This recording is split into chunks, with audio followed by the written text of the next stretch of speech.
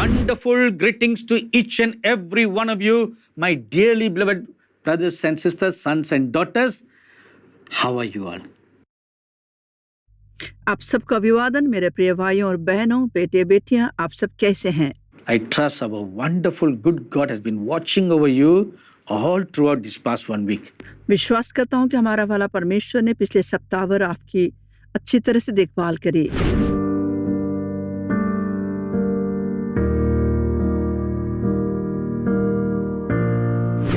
So how can we come boldly before the throne of God? हम कैसे प्रभु के सिंहासन के सामने निर्भीक होकर आ सकते हैं? Or how can we enter into the holy place and the most holy place? या हम कैसे पवित्र स्थान और महापवित्र स्थान में प्रवेश कर सकते हैं? Is there any key to enter the holy place as a priest of the order of the Melchizedek? क्या कोई चाबी है जिसके द्वारा मेल्किसेदेक की रीति पर हम याजक के समान पवित्र स्थान में प्रवेश कर सकते हैं? They are not one key but 2 keys. यहाँ पर सिर्फ एक ही ताली नहीं मगर 2 ताली अथवा चाबी है। And they signify faith and boldness. ये 2 बातें हैं, विश्वास और निर्भीकता। You need faith to believe that God will hear your prayer. हमें विश्वास की आवश्यकता है यह करने के लिए कि परमेश्वर हमारी प्रार्थनाओं को सुनते हैं। This is the biggest problem Christians have today. यही सबसे बड़ी समस्या है इन दिनों मसीहियों में। Most Christians believe that God will not hear their prayer. कई सारे मसीह का ये विश्वास होता है कि परमेश्वर उनके प्रार्थनाओं को सुनते नहीं है। Am I right? क्या मैं सही कह रहा हूँ? We have so many doubts whether if God will hear our prayer. हम इतना ज्यादा शक करते हैं कि परमेश्वर हमारी प्रार्थनाओं को कैसे सुनेंगे। First, we need to discard such negative thoughts. सबसे पहले हमें इस प्रकार के नकारात्मक विचार को हटाना है। The Bible simply says, Bible साधारण रूप से कहता है, God is a rewarder of all those who seek Him. परमेश्वर उन हरेक को इनाम देते हैं जो उन्हें ढूंढते हैं। So you believe that word of God. इसलिए हमें परमेश्वर के उस वचन पर विश्वास करना चाहिए। Then come by faith. फिर विश्वास के साथ आएं। The blood of the Lord Jesus Christ has made you acceptable by God. यीशु मसीह का लहू आपको यहोवा परमेश्वर के द्वारा स्वीकार करने योग्य बना दिया है। And having faith is putting your entire confidence and trust in the living God. विश्वास होने का ये मतलब है कि अपना पूर्ण भरोसा जीवित परमेश्वर में लगाए रखना। The confidence that God will hear you. वो विश्वास कि प्रभु आपको चंगा करेंगे। And trust in the goodness of God to hear your prayer. परमेश्वर की उस भलाई पर विश्वास करने के लिए जो हमारी प्रार्थनाओं को सुनते हैं। So this is the first key that we need. यही वो पहला ताली या चाबी है जिसकी हमें आवश्यकता है। An example comes to my mind from the book of Matthew chapter 17.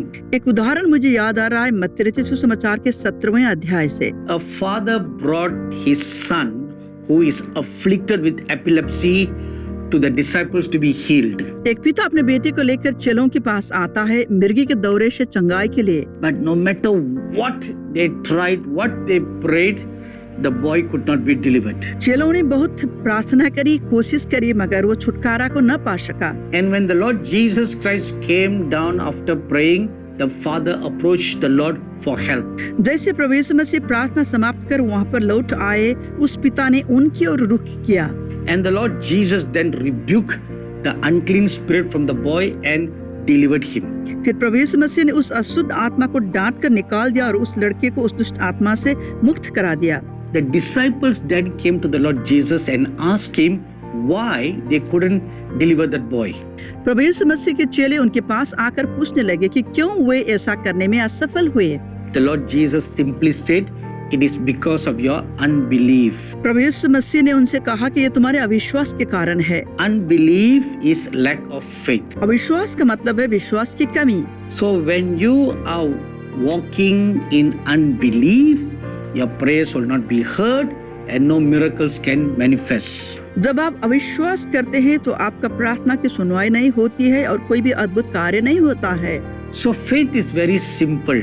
विश्वास बहुत ही साधारण है। Trust God with all your heart like a little child. एक छोटे बच्चे के समान परमेश्वर को पूरे मन से विश्वास करना। Don't harbor any negativity in your heart. अपने दिल में कोई नकारात्मक विचार को ना रखें। Now the second key is to come boldly before the throne of God. दूसरी चाबी है परमेश्वर के सिंहासन के सामने निर्भीकता के साथ में आना। After you use the first key, the second key comes automatically. अगर आप पहली ताली या चाबी का इस्तेमाल करते हैं तो दूसरा अपने आप खुल जाता है। You need not be afraid to come before the Almighty God. सर्वशक्तिमान परमेश्वर के सामने आने में आपको घबराहट नहीं होनी चाहिए। We can come boldly before the throne of God. परमेश्वर के सिंहासन के सामने आप बड़े निर्भीकता और साहस के साथ आ सकते हैं। How is it possible? यह कैसे संभव है? Hebrews chapter 4 verse 16 and chapter 10 verses 19 to 22 tells us it's because of the blood of the Lord Jesus Christ. इब्रानियों की पुस्तक 4 अध्याय के 16 वचन और 10 अध्याय के 19 से 22 ये कहता है कि प्रभु यीशु मसीह के लहू के द्वारा यह संभव है। The death of the Lord Jesus Christ on the cross has opened a way for us to come boldly before the throne of God. यीशु मसीह के सलीब की मृत्यु ने हमारे लिए उस दरवाजे को पूरी तरह से खोल दिया है अनुग्रह के सिंहासन के सामने निर्भीकता के साथ आने के लिए। That is what the blood of Jesus Christ has done for us. यीशु मसीह का लहू हमारे लिए यही कार्य को करता है। That is why the Lord Jesus told us when we pray, we should not doubt but pray with faith. इसी कारण प्रभु यीशु मसीह ने हमसे ये कहा है कि जब हम प्रार्थना करते हैं तो हमें शक नहीं करनी चाहिए। Mark chapter 11 verse 24 says, whatever you ask in faith, believing, you shall receive.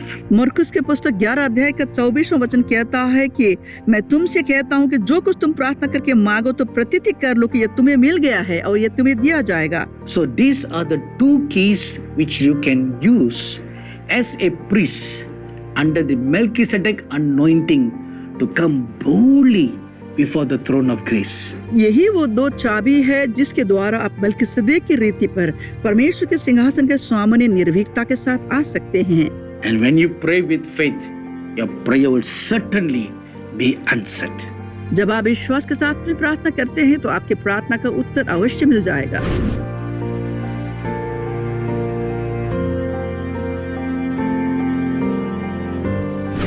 So we have been studying about the Melchizedek anointing. हम मलकीसेदेक के अभिषेक के बारे में अध्ययन कर रहे थे। So this is something that is reserved for the last days. यह ऐसा अभिषेक है जो अंत के दिनों के लिए रखा गया है। A new breed of company will rise up in the last days. अंत के दिनों में एक नई पीढ़ी उभर कर आएगी। The church that we see today will not be how it will be like in the last days. जो कलीसिया आज के दिन आपको दिखाई दे रहा है वैसा आपको अंत के दिनों में नहीं दिखाई देगा। Let me give you one clue. आपको एक संकेत देना चाहता हूँ। If you read Matthew chapter 21, we see a clue there. अगर आप मत्ती 21 अध्याय को पढ़ेंगे तो आपको वहाँ पर एक संकेत दिखाई देगा। From the time of the prophet Moses right up to Matthew chapter 21 is one phase. भविष्यवक्ता मूसा के समय से मत्ती रचित सुसमाचार के 21वें अध्याय तक एक भाग है। And something happens in Matthew chapter 21. फिर मत्ती 21 अध्याय में कुछ होता है। And we learn from Matthew chapter 21 what we shouldn't be doing and what we should be doing. फिर मत्ती 21 अध्याय से हमें यह पता चलता है कि हमें क्या करना है और क्या नहीं करना है। After Matthew chapter 21, another event happens. मत्ती 21 के बाद एक दूसरा घटना भी घट जाता है। Now I want you to quickly write down all these things that I'm speaking to you. मैं चाहता हूँ कि आप जल्दी जल्दी लिखें जैसा कि मैं आपको बताता जा रहा हूँ। Because these are not found in my notes. क्योंकि यह सब आपको नोट्स में नहीं मिलेगा। I now speak to you by vision and by revelation. अब मैं आपको दर्शन और प्रकाश के द्वारा बात कर रहा हूँ। So after Matthew chapter 21, another event takes place. मत्ती रचित सुसमाचार 21 अध्याय के बाद एक दूसरी घटना घट जाता है। And what is that? वो क्या है? The dying of the Lord Jesus Christ. प्रभु यीशु मसीह का मृत्यु। And after that, another event takes place. उसके बाद फिर एक दूसरी घटना हो जाती है। And what is that? वो क्या है? The birth of the New Testament church. नई सदी की कलीसिया का जन्म होना। So these are the main highlights. ये प्रमुख घटनाएं हैं। Now you may be wondering, but what has that got to do with the Melchizedek anointing? आप सोच रहे होंगे कि ये सबसे मलकीसेदेक के अभिषेक से क्या लेना देना है। Just wait, we'll come to that. थोड़ा रुकिए, हम वहां तक आ जाते हैं। So, what happens in the first part? पहला भाग में क्या होता है? The church, as we know, was originally born at Mount Sinai. कलीसिया वास्तव में हम सभी जानते हैं कि सिनाई पहाड़ पर जन्म लिया था। What? Mount Sinai? क्या सिनाई पहाड़ पर? That's what you're asking, आप ऐसे ही कह रहे हैं ना? That's exactly was the place where the church was birthed. वही वो जगह है जहां वास्तव में ही कलीसिया का जन्म हुआ था। It was in the form of the tabernacle of Moses. ये मूसा नबी के तंबू के रूप में था। There were the priesthood and the believers who connected with the priesthood to reach out to God. वहां पर याजक थे और विश्वासी मसीह लोग भी जो उन्हें परमेश्वर के साथ जोड़ देते थे। Isn't that a pattern for a church? क्या यही कलीसिया का नमूना नहीं है? Then from that time right up to the time of the Lord Jesus Christ, फिर उस समय से लेकर यीशु मसीह के समय तक the originality with which God founded or instructed the church to function began to become very ritualistic. जिस लक्ष्य और ध्येय के साथ परमेश्वर ने कलीसिया का निर्माण किया था वह एकदम से विधि विधान को मानने वाला ही बन गया। And its pure purpose went under the carpet. और इसका सच्चा लक्ष्य कालीन के नीचे बिछ गया। And it was replaced with traditions of men. और यह मनुष्य की परंपरा के साथ बदल गया। It became very ritualistic of doing this, doing that, don't do this, don't do that. वह इतना पारंपरिक बन गया कि यह करो, यह मत करो, वो मत करो। Now the Lord Jesus Christ entered into the temple as we read in Matthew chapter 21. मत्ती के इस अध्याय में जैसे हम पढ़ते हैं कि यीशु मसीह ने मंदिर के अंदर प्रवेश किए। And he did something very drastic no leader today would dare to do. और उन्होंने ऐसा बड़ा कार्य किया जो किसी भी अगुआ को करने का साहस न रखता हो। The Lord Jesus Christ totally overthrew the old system of church service and government. प्रभु यीशु मसीह ने उन पुराने कलीसिया की सेवा की रीति आदि को पूरी तरह से पलट दिया। And he reminded the leaders of that day and the people of that day the true purpose of the church. उन्होंने उन दिनों की अगुओं और लोगों को स्मरण दिलाया कि कलीसिया के सही लक्ष्य क्या है। My house shall be called a house of prayer. मेरा घर प्रार्थना का घर कहलाएगा। This is the purpose of the church. यही कलीसिया का लक्ष्य है। And what have we been learning about the Melchizedek order? और हम मलकिसदेक की रीति पर जो सीख रहे हैं It is a priestly anointing. यह एक याजकीय अभिषेक है। So a priest offers prayers in a church. याजक कलीसिया में प्रार्थना करता है। So the Lord Jesus Christ cleansed the old temple, threw away all the old leadership out and reinstated the new order. इसलिए प्रभु यीशु मसीह ने पुराने मंदिर को साफ किया, पुराने नेतृत्व को फेंक दिया और नई प्रणाली की पुनर्स्थापना करी। So a cleansing plus a sowing of a new seed. तो यहाँ पर एक बात यह है कि साफ करने की प्रक्रिया है और नई बीज का बोना हुआ। Before a seed can grow into a plant, it must first die. एक बीज को धरती से निकलने से या उत्पन्न होने से पहले इसे मरना होगा। So now we have the death of the Lord Jesus Christ. अब हमारे पास प्रभु यीशु मसीह की मृत्यु है। He died for our sin. वे हमारे पापों के लिए मर गए। But what does it also signify? मगर यह और क्या एक और महत्व को भी दर्शाता है। You must die to your vision. आपको अपने दर्शन में मरना होगा। Vision meaning your old way of doing things. यहाँ पर दर्शन का मतलब है पुराने तरीके से कार्य का करना। Old leadership styles नेतृत्व की पुरानी परंपरा must willing for it to die. इसे त्यागने की इच्छा को लेकर चलना होगा। After the death of the Lord Jesus Christ, there came a resurrection. यीशु मसीह की मृत्यु के बाद वहां पुनरुत्थान की घटना हुई। So just like that, when a seed dies, a new plant will start growing. उसी प्रकार से जैसे ही एक बीज मर जाता है तब यह फूटना आरंभ करेगा। So what did the resurrection of the Lord Jesus Christ gave birth to? प्रभु यीशु मसीह का पुनरुत्थान किस बात को जन्म दिया? a new church. एक नई कलीसिया। That new church was born on the day of Pentecost, which we read in Acts chapter 2. एक नई कलीसिया ने जन्म लिया उस पेंतिकुस्त के दिन, जिसके विषय पर हम प्रेरितों के कामों के 2 अध्याय में पढ़ने पाते हैं। When everyone was filled with the Holy Spirit. जब वहाँ के हर कोई पवित्र आत्मा से भर गया। So it was at that time the order of the Melchizedek was born. उसी समय मलकीसेदेक के रीति पर का जन्म हुआ। So what did the early church do? पहली सदी के कलीसियाओं ने क्या किया? They were very strong in prayer. वे प्रार्थना में बड़े ही सामर्थ्य थे। They were very strong in preaching the gospel of the kingdom.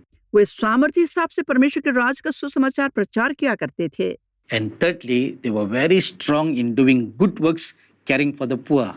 तीसरा, वे भला कार्य करने में अव्वल थे, दीन दुखियों की सहायता करने में।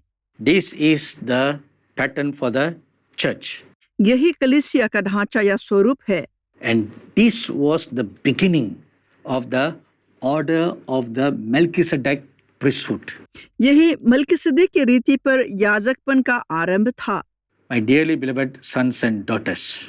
मेरे प्रिय बेटे बेटियां, So the order of the Melchizedek is the rising up of a new body of people who will walk in the spirit and power of the Lord Jesus Christ himself.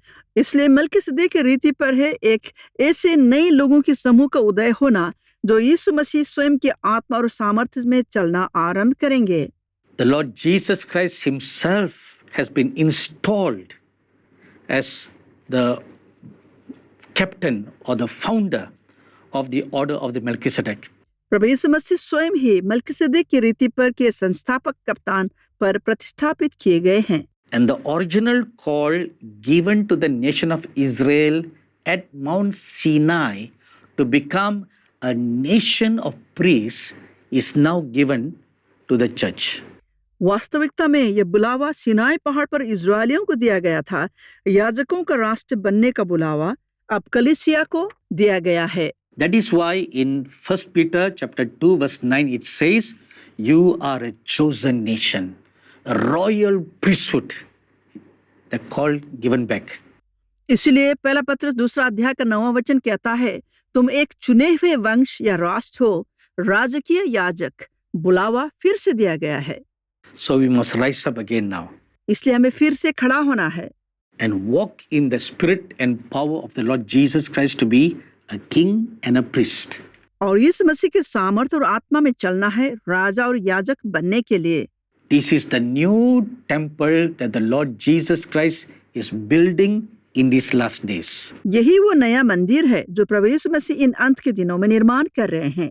We'll study more about this next week. इसके बारे में हम अगले सप्ताह और अध्ययन करेंगे। God bless you all. प्रभु आप सबको आशीष दे। If you are blessed by this program, please send your testimonies and feedbacks to Angel TV, Villivakam, Chennai 600049, Tamil Nadu, India. Our email ID is programs.hindi@angeltv.org. अगर आप इस कार्यक्रम से आशीषित हैं, तो अपनी गवाही और विचार हमें इस पते पर भेजिए।